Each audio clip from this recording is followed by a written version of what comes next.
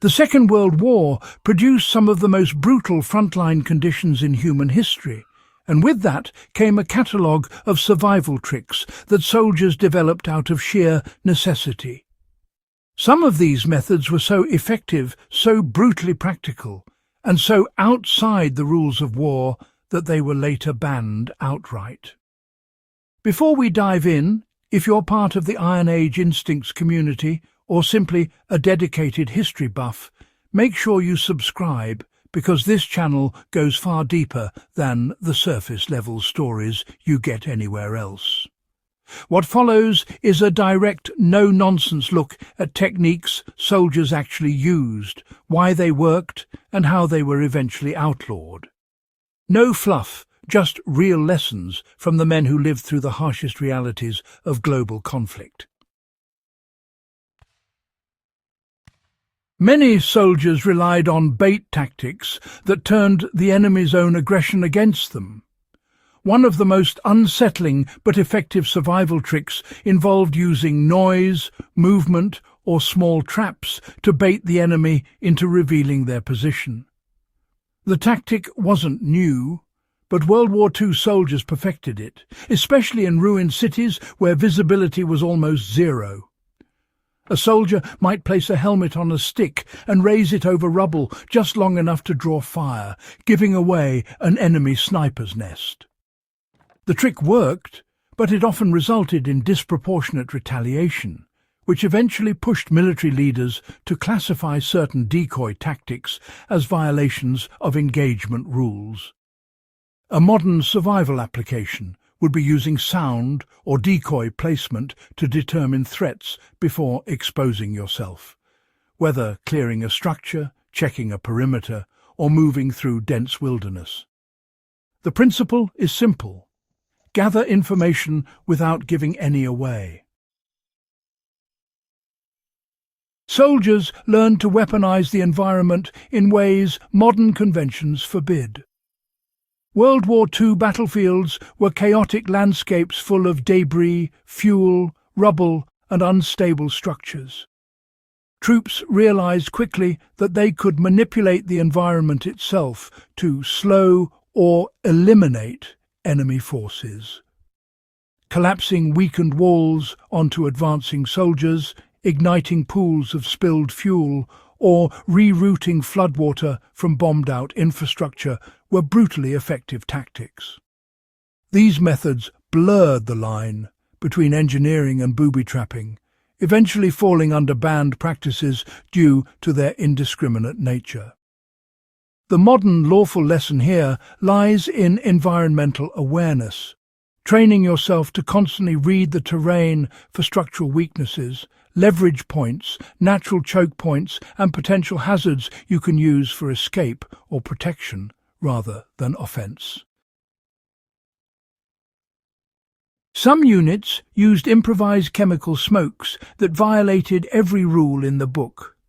Not every battlefield had access to standard smoke grenades, so some soldiers resorted to improvised versions made by burning chemicals scavenged from damaged vehicles, abandoned supply dumps, or even medical kits.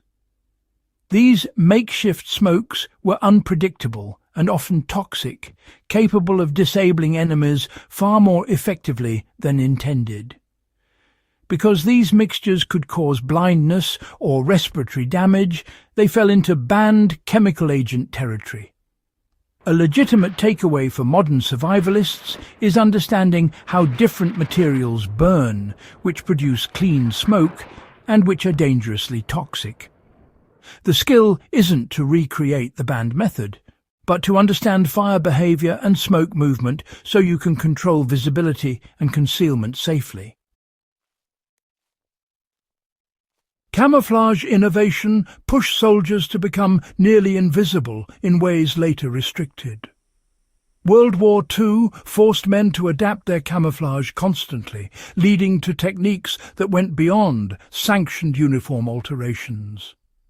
Some soldiers blended soil compounds with grease, darkened their skin with burnt cork, or incorporated civilian clothing pieces to look like locals during reconnaissance. The problem came when disguises blurred into perfidy, appearing as non-combatants to gain tactical advantage, now banned under international law. What remains valuable today is the principle of adaptive camouflage, matching your tone, silhouette and movement pattern to the environment. For example, when trekking through woodland, you break up your outline with layered clothing, diffuse edges by adding foliage, and move slowly enough that your motion doesn't draw attention more than your shape. Silent close-quarters methods evolved into prohibited techniques due to extreme lethality. When ammunition was limited and stealth was essential, some soldiers learned extremely efficient hand-to-hand techniques meant to end a fight instantly. Certain chokeholds, joint breaks, and blade methods were designed to be both silent and irreversible. After the war, many of these techniques were barred from military instruction because they provided no option for capture or surrender. The useful modern adaptation is controlled close-quarters training, focusing on holds, leverage, and escapes that neutralize threats without unnecessary harm. The underlying principle, swift, decisive control, still matters whether you're handling an aggressive person, a dangerous animal, or a confined space emergency. Field expedient explosives made from common supplies became prohibited due to unpredictability. When regular grenades ran low, resourceful soldiers built improvised charges using spare fuel, rations, tins, blasting caps, or even mechanical pencils and match heads. Frontline ingenuity kept men alive, but created devices that could injure anyone, friend or foe. Today, these methods are banned for obvious reasons. The practical takeaway for modern survivalists isn't to build anything explosive. It's to understand how pressure, containment, and ignition work. Even simple knowledge like how heat behaves inside a closed metal container or how vapor spreads in a structure can keep you safe in industrial settings, camping scenarios, or emergency repair situations. Scavenging and repurposing enemy gear became restricted once it started influencing battlefield deception. WWII soldiers often grabbed enemy uniforms, weapons and equipment because they were useful, lighter, or simply available. The problem arose when these items were used to infiltrate, mislead, or impersonate opposing troops. The tactic was so effective that it was later banned entirely. Today, a lawful adaptation is understanding cross-system gear compatibility. If you hike, camp or train in remote regions, knowing how to interchange parts, ammunition types, water filters or repair kits across different brands can keep you functioning even when your primary gear fails. If this deep dive into wartime ingenuity taught you something new, make sure you subscribe, share this guide, and support Iron Age instincts.